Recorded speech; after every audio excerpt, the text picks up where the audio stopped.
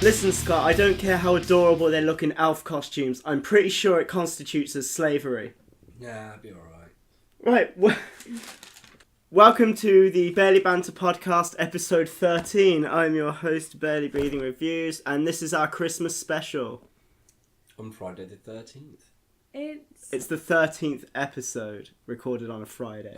Oh, yeah, because I was about to say it's like the 21st, right? Yeah, this is 21st. It's like, it's 13th? Well, the thing is, Christmas has been celebrated here for over a month now. More, probably. So the day is almost irrelevant. Yeah. No, I'm still really excited for Christmas. I'm ridiculously excited for Christmas. I think it's going to be a really good year. Anyway, people don't give a shit about our Christmas. We are here to talk about films and videos and shit. So yeah, it's the end of the year. I thought that we'd reflect on what we liked, what we thought was alright, and what we didn't like from 2018, and discuss what we're looking forward to next year. Sounds like a great idea. You know, I've seen 2 films this year. Total. I thought it was one. But it was Venom twice. Well, I thought it was just Venom. It turns out, I remembered I saw A Star Is Born as well, you know, that Gaga film. I've heard good things about that. It was actually really good. I was genuinely impressed. But the thing is, I watched it with a friend who also really, really likes it. So I feel like that makes such a difference to your experience of film. She projected onto you. Or in the same way that if you read reviews before you see the film, you kind of already know what you're going to say. You're primed to like it. No, I think it was more that I feel like your experiences of films is affected by the people that you watch it with. Like, it has an impact on your experience. Like, if you watch a film with someone and you have a really good time, it makes you like that film more. Whereas if you watched it on your own or something, it would be different. Or if you watched it with someone that you're friends with, you know what I mean? Like, the people that you watch films with impact your enjoyment of it, I think. Because you're feeling what they're feeling you. Yeah, like the experience of it aids you to enjoy the film. Like, if I'd have watched it on my own out of context, I probably wouldn't have enjoyed it as much. But because I was there with a friend and we had a really good time. I watched Darkest Hour for the first time on my own, and it was incredible. Yeah, and that's what I'm saying. Like, you have different experiences depending on who you watch things with. Not necessarily better or worse. Like, if you're having the worst day ever in front of an alright film, you think it's the worst film ever made. So, Venom and A Star Is Born. A Star Is Born. Both I really, really enjoyed. Was there any one in particular you preferred, or can't they really be compared? I'm guessing they can't really be compared. No, they're not really comparable. Mostly because my experience of them was very different, but also you can't distinguish those. Like, those 2 things are quite distinguishable. Like, I love Venom as a character, and I have done for a long, long time. And to see it on the screen and really enjoy it made it really special. A Star Is Born I wasn't particularly asked about. Like, I went because my friend wanted to go. But because of the friend that I went with, made the experience of it really, really good. And Gaga fucking nailed it, you know. She can act. She can actually act. Wait till you see American Horror Stories. Yeah, exactly, yeah. I haven't seen her in American Horror Story, because obviously I've only seen one episode of it. Tempted to skip to her season of it. It makes no... Yeah, you can. Yeah, I'm told that you can watch them out of sequence. Their own, but they link. I'm the type of person that wants to start at the beginning and then see it through. You know what I mean? I'm a completionist in that way, and I want to see it in sequence. Actually, I missed one entire season on purpose because I got told how shit it was, and the writing is shit. You went back and watched it anyway? I went back and watched there it. There you go. You've got to. But I watched everything else first where it was more enjoyable. Yeah, but when I did watch it, I was like, it made link, because it links. There is those links, but it was just kind of nice that having that little bit when it did happen, because it's one of those little light bulb moments, which is sometimes fun to have. Yeah. Well, I have a list of shit that I enjoyed this year. Suck it to us. Right. Black Panther, Pacific Rim Uprising was good. A Quiet Place was really, really good. Rampage was a pleasant surprise. Why was it a pleasant surprise? Because when you look at it on paper, it sounds awful. The Rock has a relationship with a gorilla in terms of their best pals, and they communicate and stuff like that. By quirky events, the gorilla ends up being 4 or 5 times the size and about 1,000 million times more aggressive. Of course. And obviously that spreads to other wildlife. You get a giant fuck off crocodile. Sounds like an early morning boner. And then you get a wolf that can fly, obviously, and it's up to the Rock and the gorilla to team up to defeat these other two and save the world. And they're the only ones that can help. But it was actually good fun. Yeah. As I said, Solo's a Star Wars film was also quite good when it wasn't trying to be a Star Wars movie. I have not seen that at all. It completely passed me by. It's got a really good cameo at the end, and it's not really a spoiler. I mean, everyone else will have seen it other than me. Darth Maul. Oh fuck! Yeah, I already read about that. Emilia Clarke was the female I like as well. her a lot. I really like her. I think she's fantastic. She's got such expressive eyebrows. Hotel Armitage, Scott, we watched that. It was quite good. It was like... I really enjoyed that. Oh, fucking Julianne Moore. I wanted to watch that. That was on my list of shit to watch. You know the Continental in John Wick? Yeah. It's basically a hospital version of that, where criminals who are injured in crime go to the... That's pretty much how I envisioned it, to be fair. Yeah, I think the concept is fantastic. They have a monthly fee they pay to be able to get the treatment, you know, that kind of stuff. And but yeah, it's quite good. It's got Dave Bautista in it and everything. Oh, and I like him. He's also got the guy from Jurassic Park. Jeff Goldblum. That's the one. I like him. You know he does Charlie jazz Day, now. Oh, in Charlie Day, isn't it? What did you say then? Sorry, Claire? Jeff Goldblum does jazz. He's like in a jazz band and is doing things with jazz. Like he's on like Saturday Night Live and stuff sometimes. I did not know that. Yeah. I do like Saturday Night Live. Yeah. It's fucking hilarious. But no, Charlie Day's in it as well, which is really fucking good. They've actually got quite a good cast in it. Sounds like A really good cast in it. Really fucking enjoyable film. Had a lot of fun with Ant-Man and the Wasp. Yes. That film did not make me exhausted from superhero movies. I like it. I like Ant-Man. You saw the second one? No, I saw the first one. I haven't seen the sequel, obviously. Of course not. I haven't seen anything. I just like the concept. And I like the dude as well that plays him. Oh, Paul What's Rudd. it, Rudd? Yeah. I can never get past him as Mike from Friends. You know? He's just Mike from Friends in a B outfit.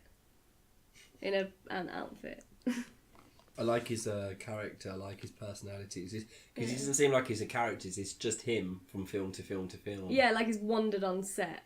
But he gets away with it, he's got that charm. Yeah. For me, the heavy hitters were Darkest Hour, Shape of Water, and 3 Billboards Outside of Ebbing, Missouri. The Shape of Water, that's the one where that chick bangs the water, isn't it? The creature from the movie, yeah. Yeah. Weird. If I'm going to recommend to Not somebody who's the only water one, I don't seen wanna 2 see films, at least watch 3 Billboards and Darkest Hour. 3 Billboards, yeah, I've heard good things. And in your case, Ant-Man and the Wasp, because I think it's genuinely a better film than the original one. Is it? Oh, yeah. Interesting. That will be worth a watch. Before we move on to the TV series we watched or enjoyed this year, anyone interested in what were the highest grossing movies of 2018? Would anyone like to guess? Highest grossing, what got the most at the box office? Correct. Okay. I'm trying to think if there's any kind of films that we don't tend to go for that have been there. What was the question again? I Okay. bet A Star Is Born is quite high up, actually. Scott, I'll give you a clue. We've seen all of them. Only one of them was mentioned on the list that I just read out. Okay, that helped. Darkest Hour, then. No, the only reason that probably... Well, not the only reason, but one of the reasons why Darkest Hour wouldn't be on it is the same reason... No, it's the same reason why The Shape of Water or 3 Billboards wouldn't be on this list. It's because we were the last country in the entire world to get those movies. The rest, they were released in every other country in 2017. But we didn't get them till January or February. We got a couple in January or one in February. The Darkest Hour is about British history. I know, it's we ridiculous, got it isn't it? last. Yeah. Fantastic. That's Brexit for you. So, yeah, I honestly couldn't tell you how Darkest Hour did at the box office. I can guarantee you it didn't do as well as the 3 movies that are on this list. Was John Wick 2 in that list? That was 2017. Oh, piss. I can't remember what the list was, sorry, I'm giving up. One of the Purge films at all? Oh, hell no. I'll read them off to you, I want to keep guessing for a second.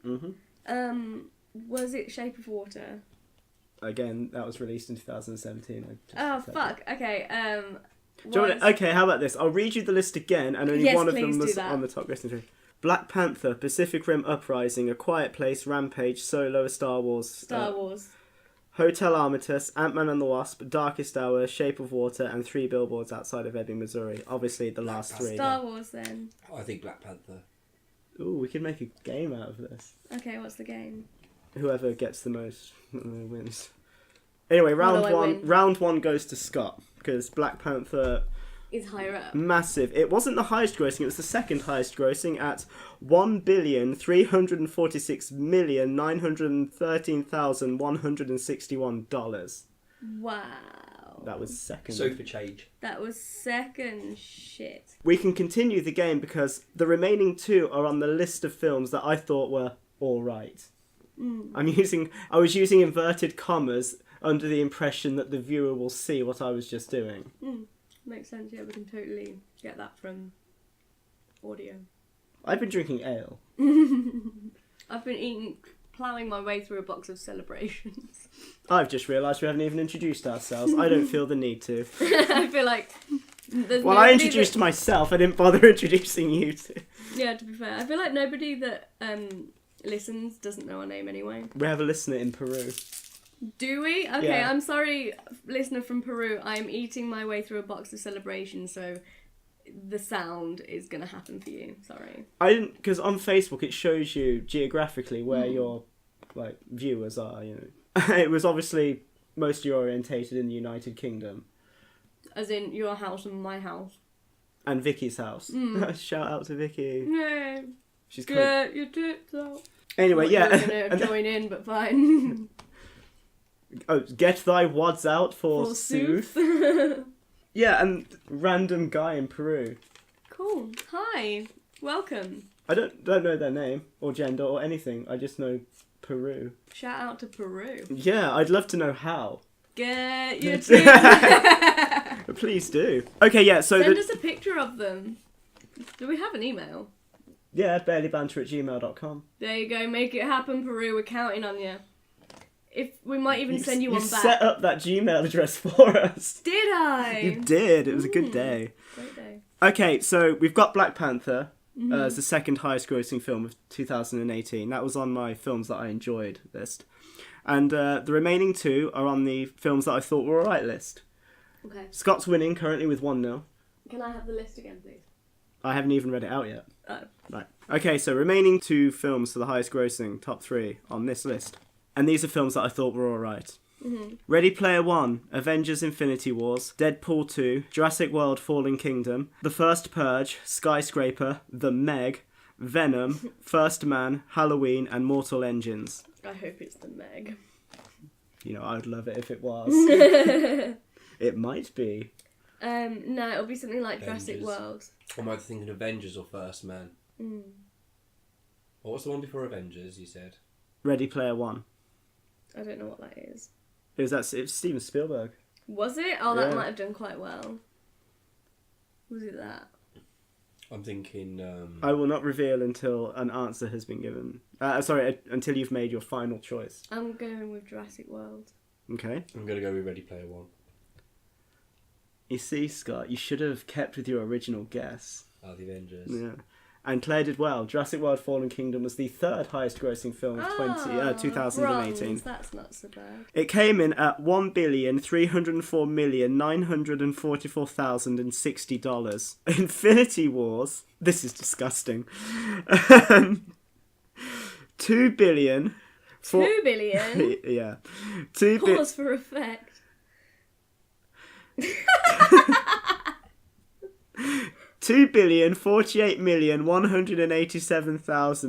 $2,048,187,730. That's obscene. That's an insane amount of money for one film. It really is. It really is. Imagine if you received that in glitter. I wonder what the size would be. What kind of box would it come in? Like, each individual glitter is... One. Yeah, a lot of glitter. Or do you think it might not be as much as you think? I feel like it wouldn't be as much as you think. So yeah, that was disgusting. That could solve so many problems. All of them, probably. They couldn't. Maybe not all of them, No. but a good proportion of them. As I once read in a book called The Grown Up, money is wasted on the rich. Really good quote in there, which you lent me and tore up whilst I was reading it. Yeah, you were really annoying me. I can't remember what for. And I really needed to emphasise the seriousness of my point. They had stopped serving us the alcohol on the plane, and we were sobering up, and we were getting annoyed at. Is that why I did it? Yes. No, it was bad. I resorted to literature. That's why I was so angry. Anyway, TV series that we enjoyed in 2000, and I don't really have much to contribute towards this because I'm still extremely far behind on everything. I'm barely halfway through season 2 of Vikings. I haven't started season 2 of Big Mouth. I'm still on season 4 of BoJack Horseman. I'm very many seasons behind on Family Guy. I'm 1 season behind on South Park. I'm almost a dozen episodes behind on Jim Sterling stuff. That's not really a TV series, but it's a YouTube series. It's like 20 minutes of my time, so... Yeah, it's just the thing that you keep up to date It's episodic, certainly. Whereas this is my realm now, because I'm up to date with literally everything other than South Park and Family Guy. Films I saw none of, but Netflix originals, this is my bag. Between the 3 of us, we make almost a competent films and TV series person. Yeah, we all have our strengths, right? Film is not one of mine. Together we are strong and proud, separately we are useless. Anyway, so this is your shit. I'm going to take a back seat and listen. Good Place, definite favourite. I've thoroughly enjoyed it, and now it's gotten so popular it's on TV now. Channel 4 have picked it up as a series. That's awesome. Yeah, my parents were looking at it the other day and they were like, "Oh, that looks alright." Oh no, they were like, said it looked shit actually, and then I convinced them that it's actually not, and you should try it. Short 25-minute episodes, so you can just bosh it off at the end of the day. It's wonderful. So do you want me to explain the premise? Yeah. For the sake of those listening, yes. Okay, so it's the idea that heaven and hell, instead of it being heaven and hell, it's split into the good place and the bad place. And the way that you can get into either the good place or the bad place is by cumulative points. So if you do a good deed, it's worth a certain amount of points. But if you then go and do a bad deed, it takes those points off. Yeah. And you have to pass the threshold to get into the good place. Mm-hmm. Yeah, say if I decide to put a blanket on a homeless person, for the sake of argument, say that's plus 20 points, and I'm plus 20 in the green. But then if I decide to go slash Scott's tyres, that might be minus 15, so I'm only on plus 5. Yeah, I think it's not hard to follow. So it's set in the good place, and this girl ends up being introduced to what the good place is like. She goes bobbing around. Oh, Becker, you know the guy that played Becker? Ted Danson. Yeah, him. He's the architect, so he's in it, which is wonderful because he's brilliant in everything. I like him. I've written a page of my opinion on it, which I'll bore you with later. Fantastic. So he's the architect. He's constructed this good place, and all of these people are on like a street that is meant to be the ultimate. It's essentially heaven. But the thing is, she's not meant to be there. The protagonist. She's there by mistake. Yeah, everyone gets their ideal home and their soulmate. And when Eleanor is introduced to her home, it's a really... clowns. Yeah, she hates clowns, but for some reason there are clown paintings. She hates the layout. She hates how it's decorated. She's pure trash as well. She's fantastic. Kristen Bell? Is it Kristen Bell? Yeah, she plays her, and she's just brilliant. She plays her so well. She's perfect for it. So this chick is like the worst type of person and has managed to get away into the good place. But the thing is, she's so current as well. She really represents like... She's not the worst. She's not exactly Myra Hindley. No, she's like just the worst kind of... Selfish, self-centered type. Not in a criminal way-ish. You know, anyway, just fucking watch it. It's brilliant. And Maya Rudolph is in it, and I love her. She's in some of the later series. She seems to be everywhere this year, doesn't she? She's in everything, and I love her for that. You can tell it's a good comedy because not only does it make you laugh, it also encourages thought. The programme indulges heavily in ethics and makes you think about what you would do in that scenario. It tests your own morals and forces you to consider all options and inevitably overthink shit like Cheaty does, who in many ways is very relatable. Not to me personally. I would have taken 5 seconds to pick that hat. The grey one was so much nicer. It was so much better. Spoilers. Also, the way they portrayed the trolley problem was hilarious. Yeah, true. Like, that was so funny. That was alarming as well. That was kind of like... It goes a bit dark sometimes like that. Like, you're right, it does kind of cover the spectrum. I enjoy Kristen Bell as Eleanor, but Ted Danson's Michael definitely steals the show. Mm-hmm. His mannerisms, energy, and overall deliverance of performance suits the role perfectly. Obviously, credit goes to the writers and directors. They are the brains behind it all, but it's Danson who has to portray it on screen. Yeah. Whoever decided to cast him... Genius. I really enjoyed him in Becca. He was on something before that, wasn't it? Cheers? Cheers, yeah. A lot of critics are actually saying that this role solidifies him as one of, if not the most greatest sitcom actors of all time. In ways I definitely do agree. Like, take, as you mentioned, Sam Maloney, John Becker, who he played in Cheers and Becca, respectively. They're two very different characters that Danson managed to play for a very long time. And now Michael, who is obviously extremely different from these two, looks like a role that Danson's going to be playing for a while longer as well. The Good Place has been recently renewed for a 4th season. He's also avoided being typecast purely because of how versatile he is. Like, the man's 70 years old, yet he seems... He's 70? Yeah. He's 70? He's 70 and he's... Is that his real hair then? As far as I'm aware it is. He's looked like he does now for quite a while. Forever. Yeah. He's a pescatarian as well, and his divorce cost him $30 million, one of the most expensive in history. Wow, why? I don't know the details. What the fuck happened? When I was researching his age, I just read on. Saw it, yeah. I was like, 70. Shit. No. He's in tremendous shape. Yeah, he looks great. Hope he doesn't turn out to be a paedophile or something. I like how the... You can have that as your title. I hope Ted Danson doesn't turn out to be a paedophile. Yeah. I also like how the programme switches its narrative every season, yet doesn't deviate from the overall premise. Yes. All whilst maintaining its level of comedy, and the quality also remains consistent. I did wonder after, like, the first or second season, like, how are they going to make this interesting? Because surely... what else can they do with it? But they can do, like, fucking loads. Of course they can. And Mark Evans Jackson as Sean is fucking awesome. Oh, yes. Oh, he's so dry. He plays... Oh my god, fucking Janet. I fucking love Janet. She's the best. Oh, she's so badass as well. She's like a female Sheldon Cooper, but genuinely more interesting. No, she's a female Data. Yes. You know what I mean? It's similar in the way that they develop emotions and stuff. We're delighted to know that that's all I have on The Good Place. Thank God. Let's move on. I like it, and I recommend anybody to watch it. Just give it 3 episodes, is what I say, because I think the initial Americanness is a bit much for us. You know? I'd say 1 episode, give it 2. I don't think that's an unreasonable ask, considering They're that only 20 you odd need minute episodes anyway. that, and you need a season to get into Breaking Bad. Maybe even a season and a half. I was instantly into Breaking Bad. It took 1 Really? episode for me, yeah. I just knew that was going to be something I'd enjoy. No, it took me a long time to, and a lot of people agreed with me. They're like, no, just stick with it. It gets really good. And around about halfway through season 2, I was you were like, alright. Right. Nah, I was instantly into it. But sometimes things hook you straight away, like instantly House of Cards, into it. 9 seconds, I think, and I was like, I'm going to be watching this until the end of the earth. Although, the latest season, I've only seen 1 episode of.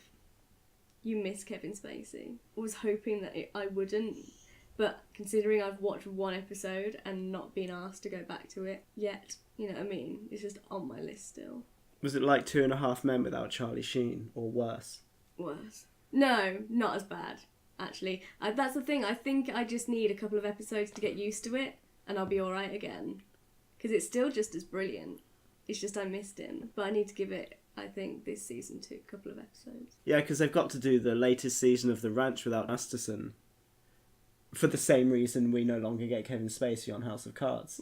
Masterson isn't the main character. But he's a presence. Yeah, he plays Rooster, who's Colt's brother, played by Ashton Kutcher. And it's cool because obviously Masterson and Ashton Kutcher are on a 70s show together. Mm-hmm. And now Masterson's obviously not on it anymore, and it's going to be like really difficult. I mean, don't get me wrong, the combination of Sam Elliott and Ashton Kutcher works really well in The Ranch. But Masterson...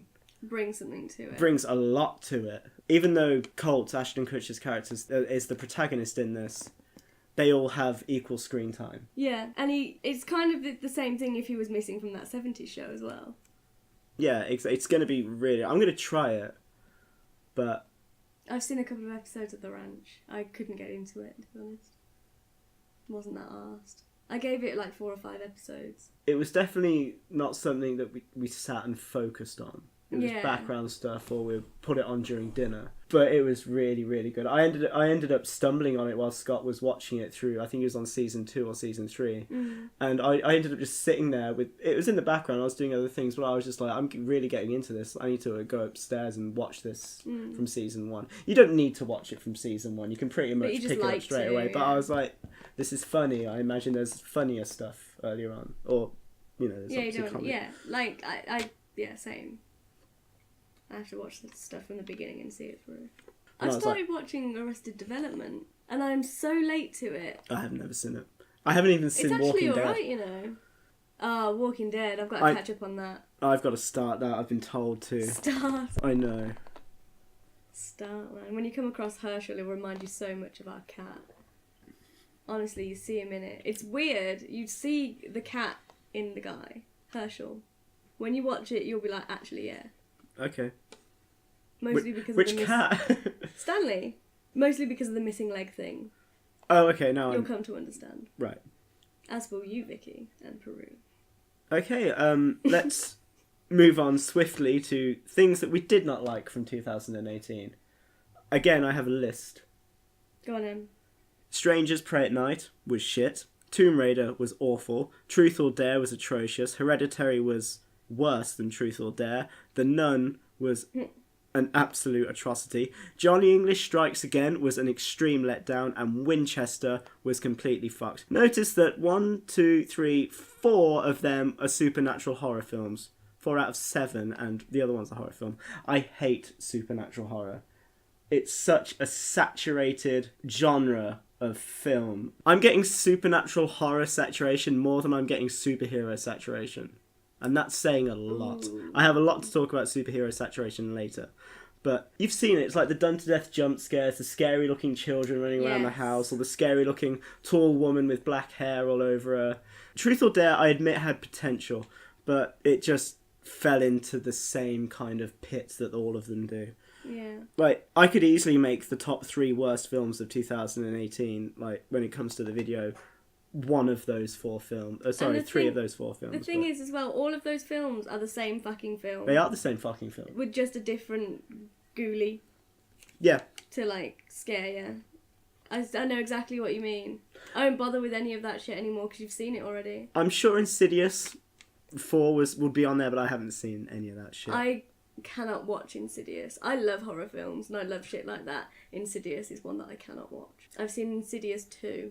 I haven't seen any of the others. The thing is, it's a great film. The thing is, it's too good because it fucked me up. And I watch these films all the time and I'm fine with them. Insidious fucked me up. My most disappointing films of 2018 were The Predator. I did a written review on that. No, did you? A couple of thousand words of just heartbreak. Yeah. It was just a complete letdown. Like, I'm not going to recite my review on the podcast. It's on the website. But to sum it up for you, we talked about this previously. It was directed by Shane Black, who played Hawkins in the first Predator film.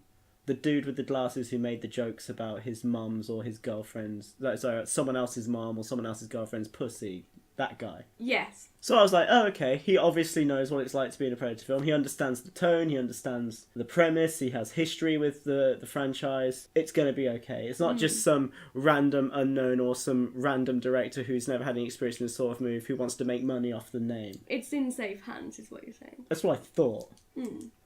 Well, clearly wasn't them. The main army guys were basically just different versions of Shane Black's character from the first film. I didn't actually mention that in the review because I thought of it after I posted it, but I was like, no, I'm not going to go back on it. They changed the behaviour of the predator creature itself. They're not like... You know how they use their, obviously, reflective camouflage to move about and they're very stealthy? They're not that at all. They're just juggernauts. Like, instead of sneaking... For example, if one was to attack us right now, they wouldn't be sneaking around. They just jump through the fucking wall and kill us. That's not what a predator does. That's not what they do. No, exactly. They're tactile and clever. That's the whole point. They're not like some random fucking beastie. They're smart. They're smarter than us. That's the whole point of the fucking film. that they adapt from each thing that they kill. So they pick up the best traits of how to be the perfect killer. I bet it's in a more, like, blatant physical way, though, isn't it? Yeah, they extract the DNA from the things that have managed to successfully defeat a predator, or have done really well, or that have put up a really, really good fight, and they're like, ooh, that worked, let's put it in here. Ayo. But it seems to have just transformed them all into wrecking balls. And it was just, like, really, really unpleasant to watch. I'm like, this isn't what a Predator movie is all about. And they also tried to Marvelize it in terms of too much comedy, this kind of stuff. Yeah. And they tried to fool you to think that it's a good Predator movie by playing the original soundtrack, constantly throughout the whole movie. Which I was just like, oh my god. I've seen it twice, and I enjoyed it more the second time, the same way that people probably enjoy Syphilis more the second time. Like, I don't know if that's a thing. Do you really enjoy Syphilis twice? But yeah, Predator was a huge letdown. I imagine there'll be another. It's set itself up beautifully. I always do. I was extremely disappointed with Ralph Breaks the Internet. What was it about? I don't know what it's about. Did you see the Emoji Movie? No, I heard it was fucking terrible. Oh, it was fucking terrible. The animations looked extremely cheap. It was basically a glorified advert for the apps that had paid to be in the movie. Ralph Breaks the Internet was basically a better version of the Emoji Movie. Yes, there were cute and funny references to memes and things that went viral, past, present. Yes, the animations were really, really good. The voice acting was great. There was a really, really good moment with Vanellope and all the other Disney princesses when they were talking about how they got to where they were. Definitely the best part of the whole movie, even though it was the scene went on for only like a couple of minutes. Yes, Gal Gadot sounds enchanting as always, but it seems like all the character development that happened in the first movie has been completely eradicated, and they've started from scratch. It's very much Vanellope's movie. Ralph's kind of in the background to the film that he's on the front cover for, that it's obviously under his name. Which is fine, but they just completely diluted all of the progress he had made in the first movie and just turned back to his original self and made him worse. Like, so Fix-It Felix, who was a really integral part in the first film, and I enjoyed his character, is completely put on the back burner and is barely given any attention, as well as Sergeant Calhoun, who had a really, really, really potentially interesting character arc that could have easily have shone brightly in this movie, but it was they were completely put in the background, both of them were. Like, do you remember in the first one when she was like, why is she all pissed off all the time? And one of the characters in the movie said she's been programmed to have the most depressing backstory of all time. I was like, that's amazing. You could make a movie off that alone. Yet, no, they completely just fucked that off. And Disney basically vomited its own products on the screen as well, because it's obviously a Disney movie, and there was loads of people from Star Wars and all that kind of stuff everywhere. You had loads of characters from their universe. And I'm like, oh, I've seen all these before. Give me something new. And and this took 6 years to make. Oh my god. Okay, well, the first film was out 6 years ago, but there's been talks of a sequel for ages saying it's development. I'm like, I thought it'd be so much better. I remember in my review for Wreck-It Ralph 1 that it'd be great if they put him in an MMO. Or if they moved him to different games, like that kind of thing. Or just expanded it slightly. Maybe there was another arcade that moved next door and they connect to each other somehow. Just expand it slightly and then maybe broaden out to the internet. There's going to be a third film, potentially. And I'm sure that one's just going to be really good. John C. Reilly, the guy who played Ralph, said that he might want Ralph and Vanellope to somehow wind up in outer space. Why? I don't know. That was just his idea that he's going to pitch to. Oh, cool. Like, they're computer game characters. How are they going to end up in space? Like, because reasons. Yeah. So yeah, Wreck-It Ralph, it wasn't necessarily a bad movie. I just probably went in with way too high expectations, and it just didn't meet those expectations. But at the same time, because of that, I can't really say many positive things about it outside of how it was visually. And the voice acting again was really good. Yeah. I'm not going to rush to see it. Because I hear that Spider-Man Into the Multiverse is a insanely good movie. Is it? Yeah, it's an animated film about, well, Scott knows more about it than I do, but I've been heard from film critics that I really do trust, and die-hard Spider-Man fans, that this is one of the best Spider-Man films ever made. Cool. So Scott's desperate to watch it and has been trying to convince me to watch it with him for a while, because not heavily into Spider-Man. I haven't seen a Spider-Man since the Tobey Maguire ones. You know what? That's a good thing. Is it? The Andrew Garfield ones are fucking atrocious to the point where it's seriously damaged our Andrew Garfield's credibility and career. Homecoming was pretty good, and he's obviously featured in Infinity War and Civil War. I'm fine with Tom Holland being Spider-Man right now. I think he's quite good. Anyway, stuff that we're looking forward to in 2019. I have a list again. I don't know anything that's happening. I'll tell you. Other than Game of Thrones in April. Game of Thrones is on the list. Yeah. They're being very secretive about it. Oh, we haven't even talked about Vikings. Go watch Vikings, it's fucking amazing. I haven't finished season 2 yet. I'm not even halfway through season 2. It's the Blood Eagle episode. I had a chick tell me that I looked like a Viking princess and I'd banged her because of it. Practically instantly. Yeah. I was like, that's such a compliment. I want to see a picture of her. She was so telling me exactly what I wanted to hear, now that I think about it. And it totally works. She read you like an open book. She did. The God pages damn are it. blank, yet she knew what it I've said. been played. I love it. Mary Queen of Scots is coming out in January. That looks really yeah. good. It's got Margot Robbie in. Like her. Lego Movie 2 is coming out in February. Oh, I hope they do some kind of outrageous Lego thing in correspondence to that. I love shit like that. You know, there was like... What do you mean? A series of Lego building competition people. Like, you know when you see shit built out of Lego? Like ridiculous stuff and it's like, oh, it's Lego. And you think, oh, that's cool. Yeah. Like we had a giraffe outside the NEC for a time in Birmingham. Because they opened a Lego shop in town. Or something to do with Lego. But like there's TV series and stuff where they do competitions about building Lego.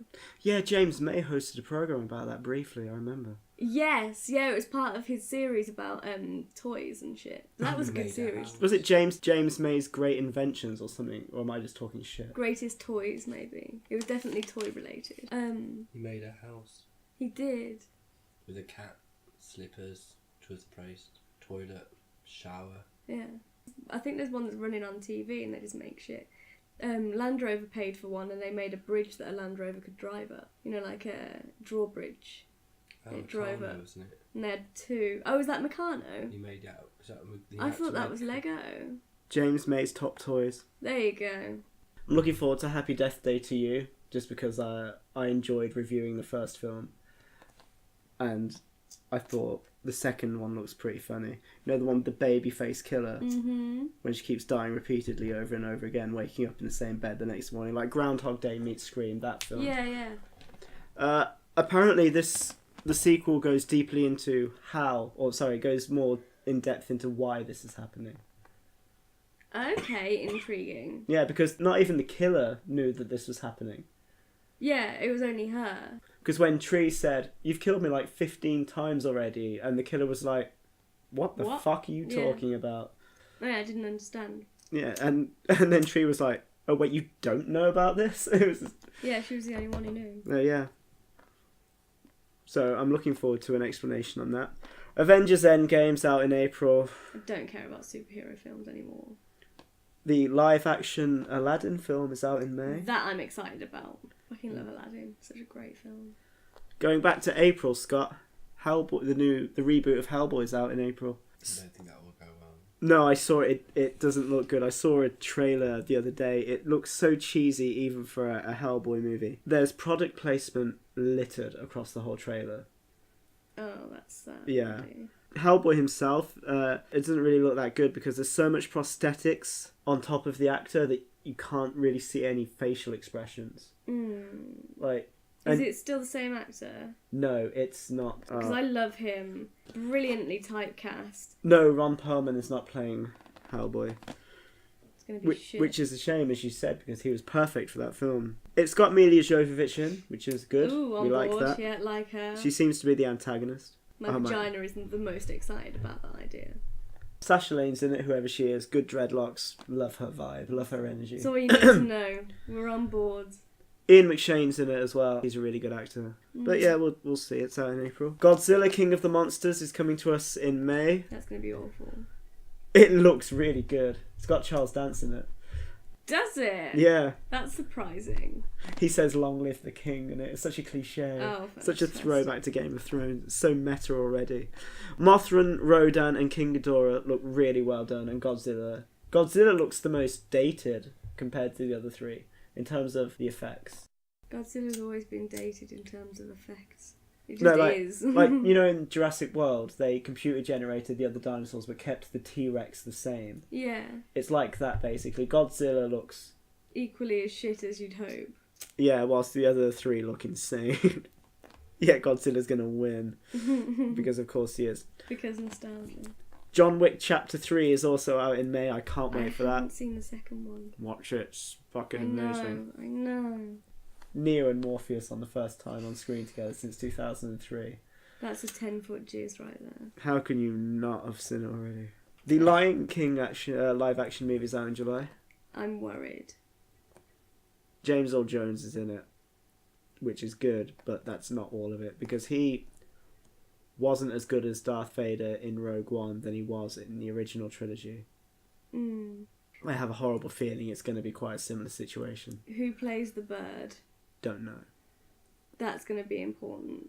We'll see. And Star Wars Episode 9, currently untitled, is out in December. That's going to conclude that trilogy. It'll conclude Star Wars. Is that going to be the last Star Wars? I highly doubt it overall. Disney wouldn't have spent so much money just to get 3 films. Just to get 3 films out of it, despite the spin-off ones. Because they come in 3s, don't they? So this is the last. And The Witcher TV series is coming out next year, month currently unknown, but it's going to be after Game of Thrones. And Henry Cavill is playing Geralt of Riviera, as we know. My only concern about The Witcher TV series is how quickly it's gone from announcement to pilot episode is on the way. Like, the whole thing was announced at the end of 2017, and at the beginning of this year the pilot episode has been written, and now, you know, less than 12 months later, that we're done and it's coming out next year. Like, The Witcher it was a very long book originally. It has so much lore in it. It's going to take a hell of a lot longer to absorb all that and successfully portray it on the screen, or portray it on the screen in a way that's not going to piss the majority of the hardcore fans off. You think it's rushed, essentially? Oh yeah, very, very rushed. And Henry Cavill, as I said, is playing Geralt of Riviera as well. I'm really looking forward to it. I am as well, in ways, because I'm not a hardcore Witcher fan. Like, my only connection with it is watching Scott occasionally play The Witcher 3. I'm not a hardcore Witcher fan, but I think they're going to make like a different good storyline along its own way. It's on Netflix though. Are you going to watch it? If it's on Netflix, probably. I'm not really that asked about anything like Witcher. I don't know anything about it, you know what I mean? I think it's going to have like a Xena warrior princess type of feel. In that case, I will watch it. That's the type of thing, and I hope. I doubt Lucy Lawless is going to be in it. I'm even assuming the magic might be the same type of on par as well. You might feel like, I'm sure it's like Xena warrior princess. What a great series! Lucy Lawless is phenomenal. I preferred Gabrielle. I refuse. One thing that I couldn't get over with Gabrielle was that she was meant to be a fucking Amazonian princess, and she was like 5'2" and looked like she was from California. I've said this before on this podcast. Yeah, you have. Haven't I? Yeah. It still angers me. Captain Marvel's coming out in March. Watched the trailer and I couldn't have felt more meh. Like, I mentioned superhero saturation earlier. Yeah, don't care, move on. It's Scott, it's set in 1995 and it's just another superhero movie. It looks like a mixture of Top Gun and the Green Lantern, which is a horrifying combination. The only reason I think this film has been made is DC released a female-fronted superhero movie well before Marvel did, despite Marvel receiving endless requests for a Black Widow film. Rumour has it Black Widow will be released in 2020. Why, at this stage, I honestly don't know. Especially because apparently it's an origin story film, even though they're nearly done with this phase. Anyway. Maybe they have another re-eyes to try and branch off more from that. Most likely. The start of another branch. I mean, especially if Black Widow dies during Endgame, that'd be completely pointless. Anyway, these requests were being voiced well before DC re-entered live action after the Nolan trilogy, so Marvel probably feels like that this box needs to be ticked, but fuck knows why it's taken so long. And I also wondered how Scarlett Johansson feels about this, considering she has been doing superhero movies for so long and hasn't been granted the title of being the first ever female-fronted superhero movie by Marvel, despite the high demand from fans. That's true. Like, in terms of longest reigning, she definitely deserves it. She definitely deserves it. She doesn't even get to be the first female to front a Marvel movie. That would piss me Because off. Captain Marvel's coming out now, obviously. And it's been given to someone who hasn't even featured in a Marvel movie before. That's annoying. Ever. Like, I'm annoyed for her. I wonder if she cares.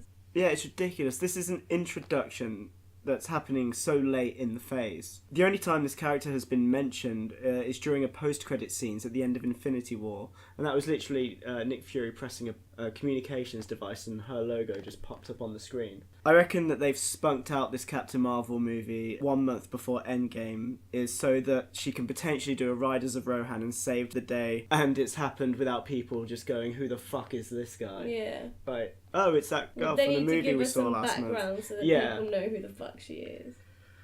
I'll probably watch it though because Samuel L. Jackson appears to be heavily featured in this, and I really like Samuel L. Jackson. Fair. Shazam, Dark Phoenix, New Mutants are coming out in April, June and August respectively. I know that you want to see Shazam. Mm-hmm. They're not Marvel movies, they're 20th Century Fox, but Marvel characters. Only one DC movie coming out this year, and that's the film's called Joker. It's Joaquin Phoenix's one out in October. Set in 1981, and a failed stand-up comedian disregarded by society turns to crime in Gotham City. What I find weird about this film is that it's directed by Todd Phillips, who directed the Hangover trilogy, and strange demographic for him. Yeah, and Bradley Cooper is also a producer. So it's like the Hangover guys are doing a Joker movie with Joaquin Phoenix weird. starring as the Joker. And interesting that they're doing another Joker film. It's completely unrelated to like the Suicide Squad Joker, and Jared Leto's getting his solo Joker movie as well, which we've talked about before on this, which is too much. Way too much. I did enjoy Aquaman though. Oh, with what's his face? Jason Momoa. That's him, Jason Momoa. That dude is a fucking juggernaut of a human being. We literally watched it last night. Like, you know, during most DC movies, you sit there going, this is fine, but sooner or later they're going to fuck up massively. Yeah. Or they're just... I was, like, on edge constantly waiting for the fuck up, and it just didn't... Waiting for them to mess it, yeah. It just didn't come. Like, there are little holes in it here and there, but there's nothing that's, like... Major. A massive deal breaker. Cool. My complaint of Aquaman and the Justice League was I wanted to know more about the lore of the Atlanteans, because I can imagine it being interested. They've listened to that complaint. By not cut out the action, they've just made it really fucking long. It's 2 hours 23 minutes. An Aquaman movie. That's It's long. But I wasn't bored at any point, to be honest. Still long. It's the second best DC movie that's come out. Claire, quick question. What is the best racing game of all time? Racing game? What was our favourite racing game from our childhood? Ah, it was that one with the panda in it. Yeah. I fucking hated that panda. Crash Team Racing. Yes. There's a remastered edition coming out next year. Is there? Yes. Fuck yes. I'm excited about that. The remake of Crash, though, was hard. The Insane Trilogy. Yeah, well, it was so hard. Like, that fucking bore level when you had to jump over shit. Fuck, there was something different about the jump that fucked you up. It wasn't the difference in jump, it was his hitbox that was different. It was the speed of it the was jump. faster, which that's what it messed everyone up, because everyone kept jumping but you land quicker. And that's what it was. You went up and you landed quicker. I also read that his hitbox was smaller, which it shaved off the corners. Yeah. Because you could obviously be on a ledge, but he's not on any surface. Yeah. But he'll still be dangling. Yeah, it's developed by Beanox, who did the Call of Duty Modern Warfare Remastered, published by Activision, whatever. It's basically Crash Team Racing in HD with an online mode as well as PvE and PvP. I imagine there'll be added animations and cosmetics. It's out June 20th of next year. It's the 2020 year anniversary. Oh, cool. Yeah. It's on PS4, Xbox One, and the Nintendo Switch. And I like the fact it's on the Xbox One, Scott, because that means it's only a matter of time before it comes on Steam, which is the platform that I'll probably get it on. But we'll probably get it on PS4 anyway, so we can dick about on split screen. Would it be cross-platform compatible? Do not know. It didn't say that, but I imagine, why not? I'm hoping so. Oh yeah, definitely. Of course, you can pre-order the regular edition for $40, which is £37.70, and if you're That's not too bad. And if you're feeling stupid enough, you can pre-order the Nitrous Oxide edition for $60, which is £46. With that, you get to play as Nitrous Oxide. He's the green dude with 4 legs. You get to play as him. You get his hovercraft cart, his space-themed character skins for Crash, Coco, Cortex, and I imagine some other appropriately themed tat, etc. I say stupid enough because if you purchase the regular game on release day or even after that, you can unlock all of these goodies in adventure mode, aka by simply playing the game, which I hope is the reason why you purchased it in the first place. You know what I mean? Yeah, it's like you're not actually getting anything that the others won't get. You don't have to pre-order it. You can buy it, say, a month later after it's been released, and just by playing it, you can get the same stuff that you could have got in the Super Holy Shit edition. So my advice would just be get it when it's released, and just earn the shit instead. Scott, Journey's coming to PC next year. Ooh, are you going to get it for PC? I'm definitely going to get it for PC via the Epic Games Store, which, considering people have been wanting it on Steam since it was released in 2012 on the PS3 by that game company, a store that was literally established this month. Like, it's not even 30 days old yet. It has got it, and it's published by Annapurna Interactive, which was formed in 2016. So two really young. When did they got a deal then? Have you played Journey, Claire? No. Oh, it's a really fucking important thing. I'm going to this gaming exhibition in London in February. Oh yeah. Shows you like. You might have seen it. It's the sand. There's a load of sand everywhere, and you're a person with like a big long scarf with notes that glow with flowing carpets. I think we've played it when we've been really fucked. Potentially. But anyway, it's a really fucking massive milestone in the game industry, and this exhibition in London, which isn't even that big, Journey's got its own huge fuck off section. Cool. There's also a game coming out called The Last Campfire. Oh yeah. It's a trailer that caught mine and Scott's eyes at the Game Awards. The music and art style is really good. It has a massive Journey vibe to it. Do you want me to show you the trailer? Yeah, can do. So yeah, what do you think? I thought it was cute looking. It looked good. I feel like it's dynamic enough to hold your interest. Like, I don't think you get bored of it. But also, its little ears are so whimsical and amusing. You could watch them flop around for hours. Yes, that would hold my interest for time. They might make a plush teddy of it. Oh, I'd like that. I can't see it being longer than a couple of hours. Like, Journey is only like 2 or 3 hours long. Yeah. But yeah, it looks good. Developed and published by Hello Games, who are the guys who did No Man's Sky. It says they're like payback for what they did with No Man's Sky. Yeah, basically. This is the apology for No Man's Sky. The synopsis reads, The Last Campfire is an adventure, a story of a lost ember trapped in a puzzling place, searching for meaning and a way home. Right, whatever. Oh, it's so relatable. Oh, it is, isn't it? There's a little bit of a lost ember in all of that. Precious. It should just read, look at the floppy ears, look at the Look at the floppy floppy ears. Fall in Look at love. them, they're adorable. Give me your money. Ears. Claire, great news. Oh yeah. Celebrity Deathmatch is returning next year. Oh fuck yes, that is great news. I thought you were kidding. Yeah. Do you know how it's I should have said, Claire, great news. Pacific Rim 3 is coming out next year. That would not be great news. Let's talk about this for several hours. Let's not talk about it. It doesn't need to be mentioned.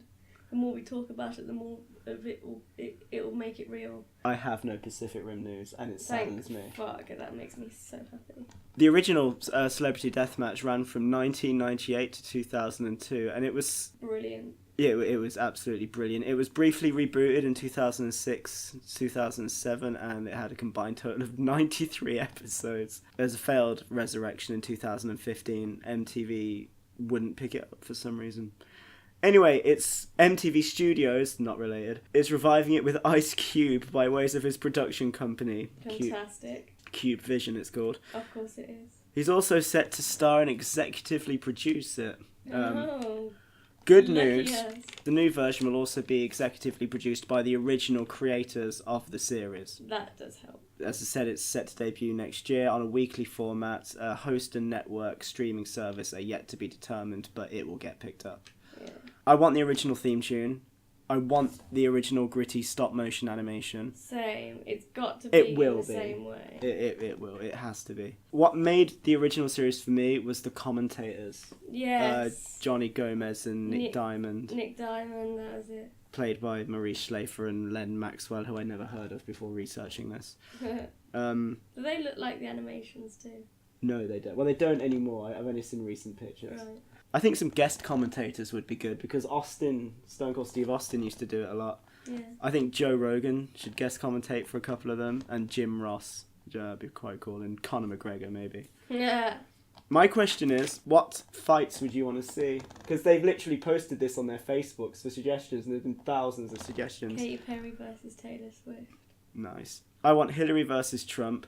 That's too obvious. A lot of people have requested that. Oh, exactly. I want Dana White versus Vince McMahon. Ooh, that's better. I want George R.R. Martin versus J.R.R. Tolkien. Yes.